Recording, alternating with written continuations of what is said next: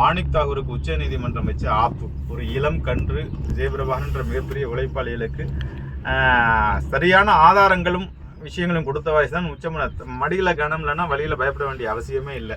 ஒரு எதுக்கு உடனடியாக ஓடி போய் உச்ச நீதிமன்றத்தில் தடை கேட்கிறார், உயர்நீதிமன்றத்தில் தடை கேட்கிறார், எல்லாமே தடை தடை தடை ஆவணங்களை பிரதி பண்ணணும். இவ்வளோ பதற்றம் இவ்வளோ கேஷுவலாக டீல் பண்ணுற மாணிக் தாகூர் வந்து விஜயபிரபாகரன் விஷயத்தில் இந்திய அரசியலில் தமிழ்நாட்டு அரசியலில் எவ்வளோ எலெக்ஷன் நடந்திருக்கு. ஆனால் மாணிக் தாகூர் கண்ணில் விரல விட்டு ஆட்டினது விஜயபிரபாகரன் தான். இன்னும் அந்த பயம் அவர் கண்ணில் தெரிகின்றது.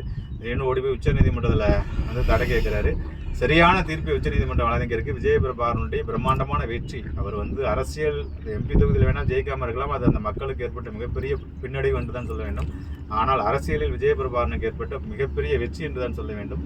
உச்சநீதிமன்றமே கூற்று வழங்கி உடனடியாக உயர்நீதிமன்றம் இதை வந்து 6 மாதத்துக்குள்ள இல்லை 3 மாதத்துக்குள்ள முடிக்க வேண்டும் என்று உத்தரவிட்டிருக்கின்றது. முழு விசாரணையை விசாரித்து இது வந்து எந்த ஒரு அரசியல் வரலாற்றிலும் தேர்தல் வரலாற்றில் இப்படி ஒரு தீர்ப்பு வந்ததே கிடையாது. இந்த தீர்ப்புக்கு காரணம் என்னென்னா சரியான ஆதாரங்களை விஜயபிரபாகரன் சமர்ப்பித்திருக்கின்றார்.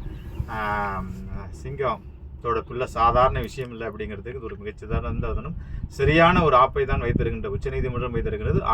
சரியான ஒரு ஆப்பை ரெடி பண்ணுறதுக்கு தான் விஜயபிரபாகரன் ரெடி பண்ணியிருக்கார் என்பதை செய்தியை சொல்லிக்கொண்டு, உண்மையில் தமிழக மக்கள் எல்லோருமே விஜயபிரபாகரன் போன்ற மகத்தான ஒரு மாமனிதன் கலியுகக்கரனுடைய மகனுக்கு ஆதரவு தெரிவிக்க வேண்டும்.